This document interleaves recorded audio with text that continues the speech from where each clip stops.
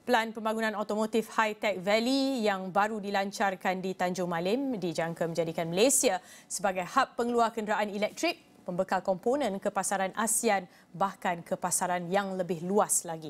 Perdana Menteri Datuk Seri Ismail Sabri Yaakob berkata pembangunan tersebut dilihat dapat menarik minat pelabur-pelabur asing khususnya dari China dan negara lain kerana berpotensi memperkasakan ekosistem dunia otomotif dalam satu kawasan yang besar.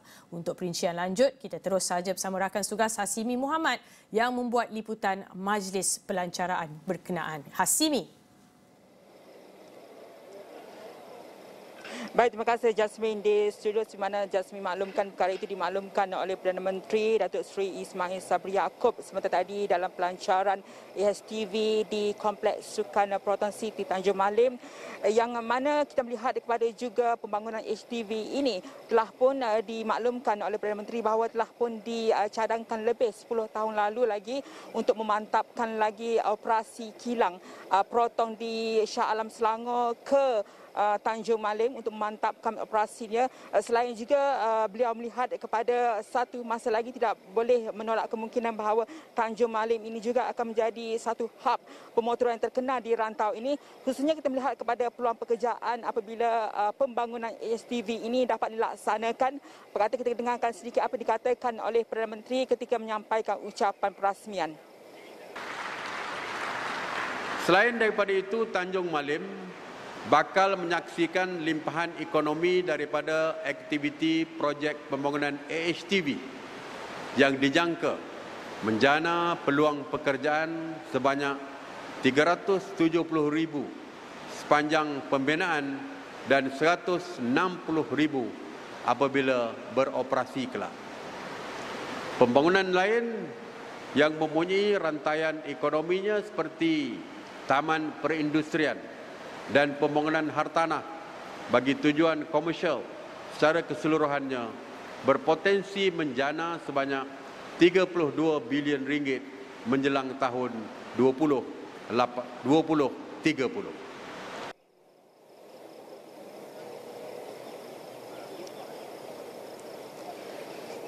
Dan dalam ucapan yang sama, kalau dapat saya petik juga, Perdana Menteri maklumkan bahawa pembangunan ASTV ini turut diharap dapat memacukan pembangunan industri hiliran dan lain-lain sektor yang menumpukan teknologi terkini, terutamanya dalam penggunaan dan pengurusan sumber yang cekap sekaligus mengurangkan kesan rumah hijau dan juga bagi memenuhi keperluan dari segi tenaga kerja dan juga pendidikan dan pendidikan. PM mencadangkan supaya UPSI dijadikan sebagai sebuah pusat latihan dan pendidikan iaitu Center of Advanced Automotive Research and Training ataupun CAART.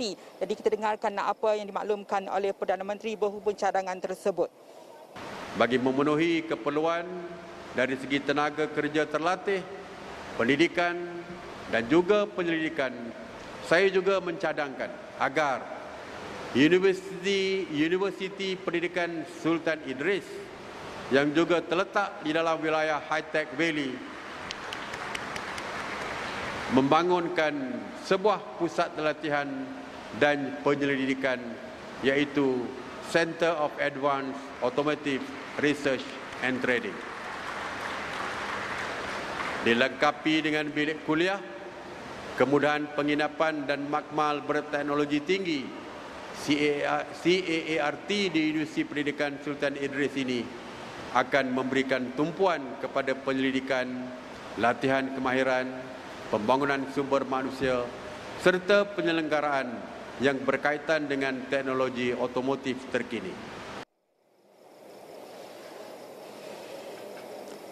Dan dalam majlis perasmian tersebut juga Perdana Menteri turut menyaksikan majlis pemeteraian memorandum persefahaman antara DRB Highcom dan juga Kerajaan Negeri untuk mengenal pasti peruntukan tanah tambahan untuk membangunkan pelan ASTV ini, dan pastinya ia satu usaha kerajaan untuk memastikan industri otomotif negara ini terus berkembang. Dan kita akan bawakan perkembangan lanjut di Astro Awani dan astroawani.com untuk jam ini kembali kepada Jasmine di Bukit Jalil.